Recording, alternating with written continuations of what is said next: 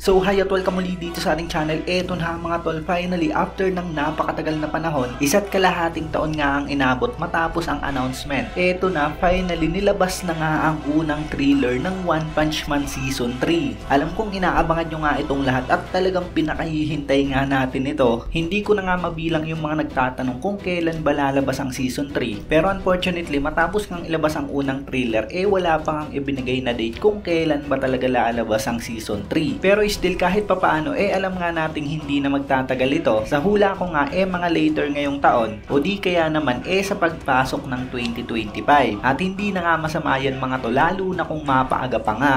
So bali usap-usapan nga na maaaring magkaroon ng bagong studio ang One Punch Man, considering na talagang marami nga yung hindi satisfied sa animation ng Season 2. Napakaganda ng Season 1 kung saan ang gumawa nga nun ay Madhouse, habang ang Season 2 naman JC Staff ang nag-animate. At ngayon sa upcoming Season 3 JC Staff pa nga rin yung studio. Ang masasabi ko lang, kahit nga ako gusto ko nga sana talagang mabago ang studio, dahil sa alam naman natin na talagang napakalupit nga ng One Punch Man nung hawak pa ito ng Madhouse. Pero yun nga, talagang napakatagal na nating hinihintay ang Season 3. 2019 pa nga lumabas ang Season 2. So 5 taon na nga mga tol, at tingin ko talagang kailangan na ngang masundan. Alam natin na talagang mas napakahirap ngang i-animate ang Season 3 dahil sa mga napakatinding mga pangyayari. Pero ayun, ang kailangan na nga lang natin maghintay. Wala naman tayong magagawa dyan. At asahan na nga lang natin na sana talagang maging maganda nga ang Season 3 ng One Punch Man. Meron naman talagang napakagandang mga sinang Season 2, tulad na nga lang nung laban ni Garo kay Tank Top Master. Kaya tingin ko nga talagang oras ang kailangan ng studio para maging maayos ang animation. At masasabi natin na talagang nabigyan na nga ng napakahabang oras ang JC Staff dahil sa mahigit 1.5 taon na nga nung in-announce ang Season 3. Kaya hopefully talagang maging maganda nga yung resulta at hindi magmukhang minadali. So going back sa thriller mga tol, tingin ko naman napakaganda. Nagsimula nga syempre sa naging laban ni Garo kay Baghdad at Royal Reaper. So yan nga matapos makuha ng Monster Association si Garo, kung saan inutusan nga siya ni Orochi na pumatay ng isang hero at pinasundan nga siya kay Reaper at Baghdad. At obviously alam natin na hindi naman gagawin ni Garo yung inutos sa kanya. Kaya ayun, kinalaban nga siya ng dalawang monster. Mas malakas nga syempre ang dalawang monster kumpara kay Garo nung mga oras na yan. Pero ipinakita nga na sa huli